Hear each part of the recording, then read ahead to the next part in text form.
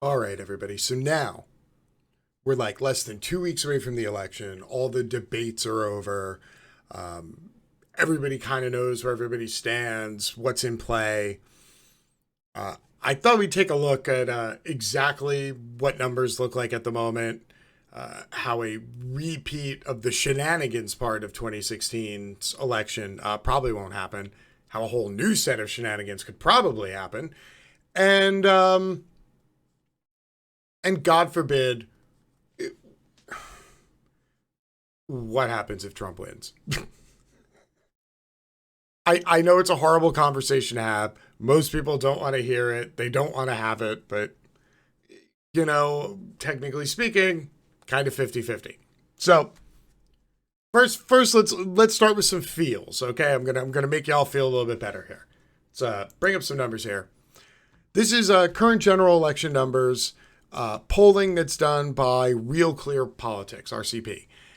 And rather than taking a single poll, what RCP does is they take all the different polls, both nationally and state to state, regardless of whether there's two polls or a dozen polls. And they take them and they put them all together and they aggregate them and they weigh them based on how many people were interviewed and what the margin of error is. They take it all, they compress it, and they come up with a general polling number. They're fairly accurate. So this is what it looks like right now. This is nationally. They have Biden up by a solid 7 to 8 points. Those are the numbers right now. If you're a Trumper, those are the numbers, okay? Roughly down by 8 points. More importantly, the map. Now, there's a hell of a lot of gray states here. Gray states would be states within a margin of error, toss-up within 4%. You will notice that not only are the usual suspects there and the ones that bit Hillary Clinton in the ass in 2016 up in the Rust Belt, being Pennsylvania, Ohio, Wisconsin, Minnesota, Michigan. This is basically what wiped out Hillary Clinton. And Michigan is now in the blue and everything else is a toss-up and leaning. But how bad is it right now? It's so bad that Texas and Georgia are statistical toss-ups. North Carolina is a statistical toss-up. Feel free to go through the record books and try to find the last time a Democrat won Texas, Georgia, and North Carolina. I mean, look, if you're Team Trump right now, things are not looking so good, okay? Individual state to state level, because as we learned from 2016, technically national numbers don't mean dick, okay? So here, state to state. This is Florida. Biden's up by just over 2. This is Wisconsin. Biden by 4.5. Michigan. Biden pulling away at almost 8 points. Pennsylvania. Biden by 5. With a huge bounce, by the way. North Carolina. Staying fairly static. Biden plus 2.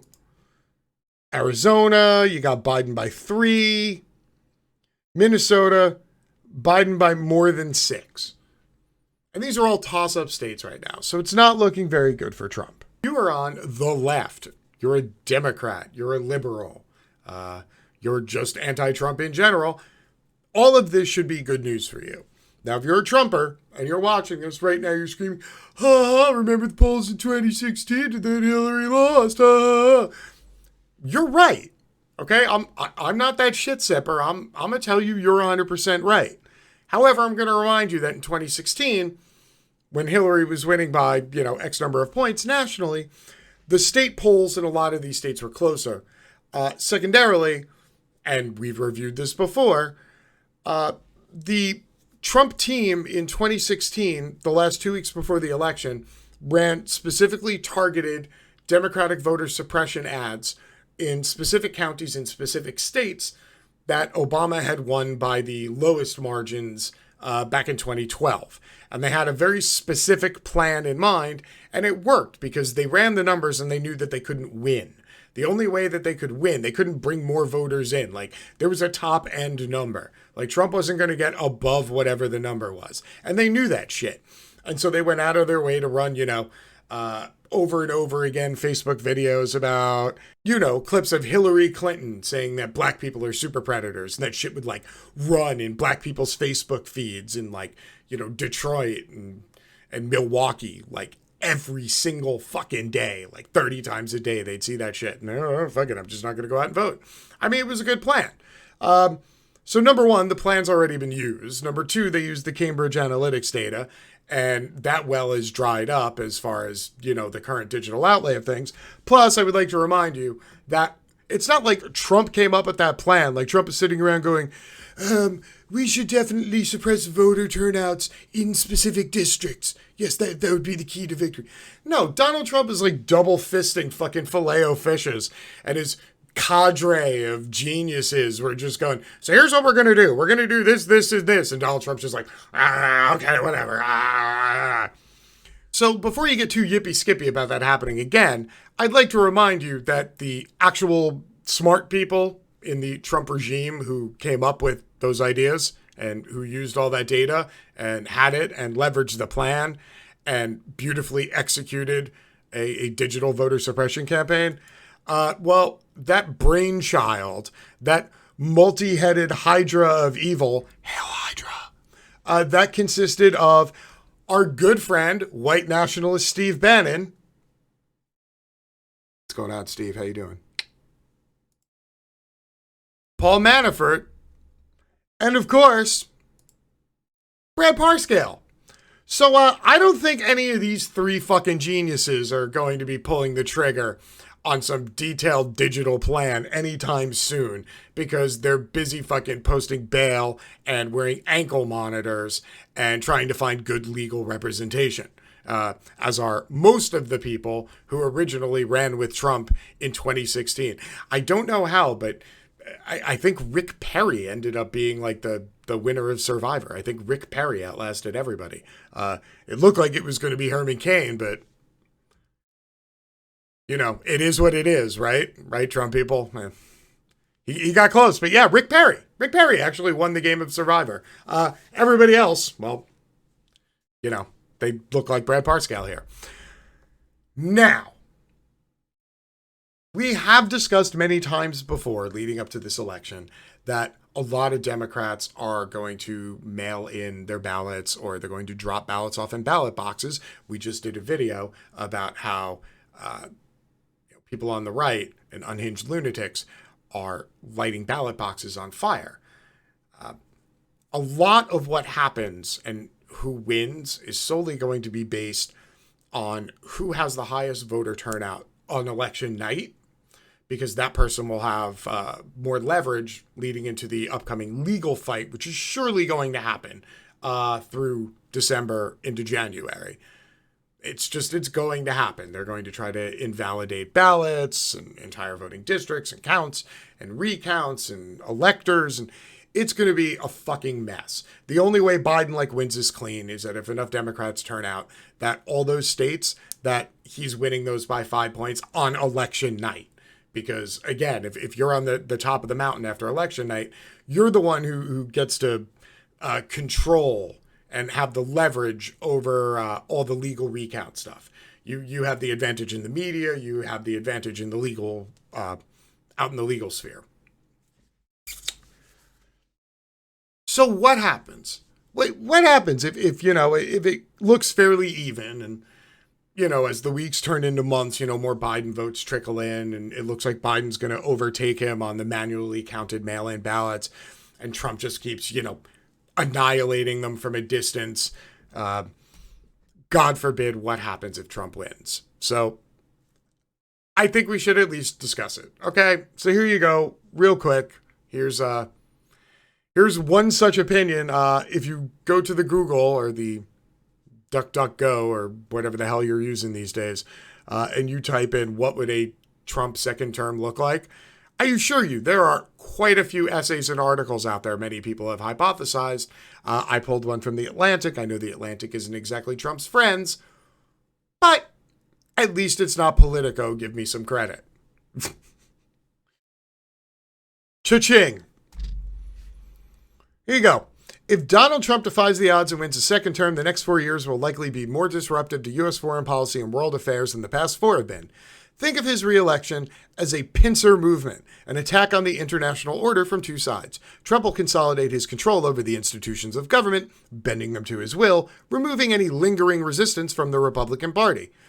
Meanwhile, by confirming that the United States has rejected its traditional leadership role, a second Trump term would make a lasting impact on the world, right when it is at a particularly vulnerable moment. U.S. alliances would likely crumble, the global economy would close, and democracy and human rights would be in rapid retreat. That does not sound good at all. Not at all. Trump's first term had a clear narrative. He systematically purges his government of those who stand up to him, replaces them with loyalists who indulge his whims and worldview. If he's still president on January 21st, Trump will feel utterly vindicated by a second unlikely victory, thinking that only he is truly in touch with the American people. And this is a bizarre phenomenon on both sides. Like, there are a whole bunch of people who really don't want Donald Trump to win, but they're not voting for Biden because they're, whether it's because they're very far on the left or they've just tossed their hands up at the entire political process. Oh, Trump is horrible. I can't stand Trump, but, I'm not going to vote. And they have the same thing on the right. There's a lot of people who have been Republicans for their entire lives, and they just don't want to vote for Donald Trump again, and they're not gonna turn out for him. So a lot of people are just going to throw their hands up in the air. They're still going to complain, if the person that they like the least wins, but they're not going to be motivated enough to come out and vote to ensure that happens. And God forbid Trump wins. He's going to think all those people who stayed home because they're just fed up with the Democratic Party, the Republican Party, partisan politics in America, or just the general malaise of constantly voting for people who then just constantly fuck you and they're just like, I'm out. Like, all those people not coming out to vote if Trump wins, Trump's going to see that as a victory. Now, technically, he will have won an election, but he's going to look at it in his head like it was a referendum on him and his morality, and that Americans chose him. So it's only going to go downhill from here if he does actually win. Like, if you thought the last 4 years were kind of fucked up, woo! You got no idea what's coming next. I mean, if Trump wins, the gloves are off. Like, he's not going to get any better. He's going to be, like, completely off the chain, like a rabid dog. And this gigantic dumpster fire, the actual dumpster fire, it's just going to get worse. In his second term, Trump will insist on loyalty with every appointment, but 2 types of loyalists exist. The first is senior Republicans who are steadfastly loyal, even if they personally disagree with Trump on certain issues, like Russia or military intervention in the Middle East. These figures are cut from the mold of Mike Pompeo.